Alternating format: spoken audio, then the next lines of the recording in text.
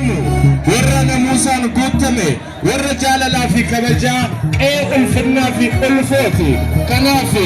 gada basaasaa filatanii hundinuu gara gada basaasaa imaluufi hedduu galatoomaa warri dursitanii bakki kun badhachuu qaba boobatti siiquu qabna warri jettan ulfinna guddaa qabdu dus galatoomaa gara duubaatti al tokko nu siiqaa. hedduu galatoomaa warri dursitanii sagantaa kun keenya midhaagsuudhaanidha warri jettan hedduu isin galatoomaa hedduunis galatoomaa.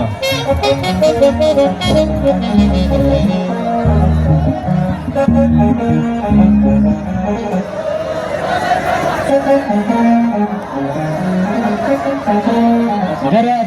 muuziqaal tokko sagantaan bashannanaas baandii simbirtuu garee ambaasaaddara aadaatiin kallattiidhaan kan geggeeffamu ta'eefi hundi keessaniyyuu gara duubaatti siiquudhaan qophii bashannana addaa duula na filadhaa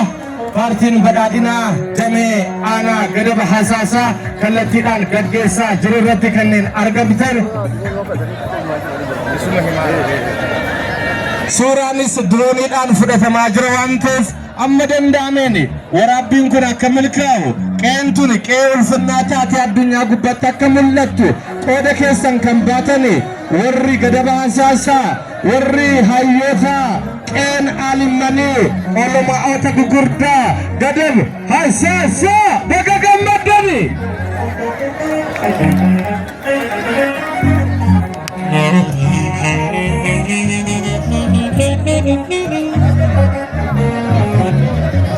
kabajamtoota fi jaalatamtoota jiraattoota aanaa gadaba hasaasaa fi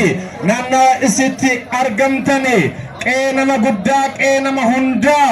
gadaba hasaasaatti argamuudhaan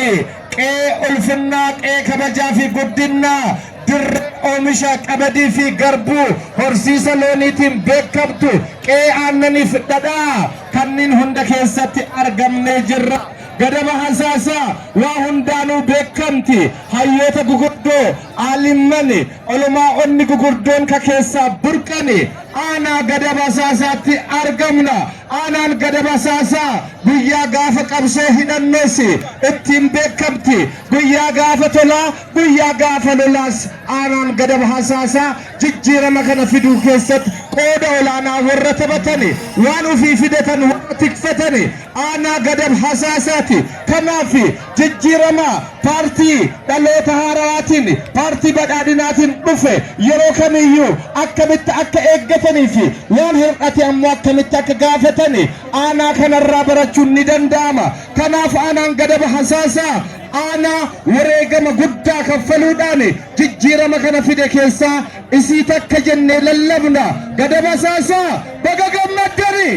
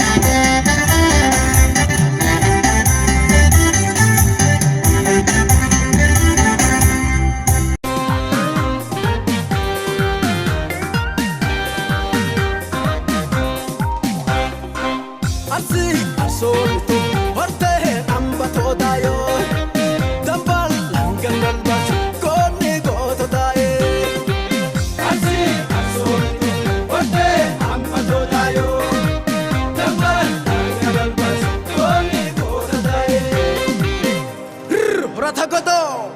Irsadira bobaya hati de fera bashirdida asitu tukadi dugote tukan itu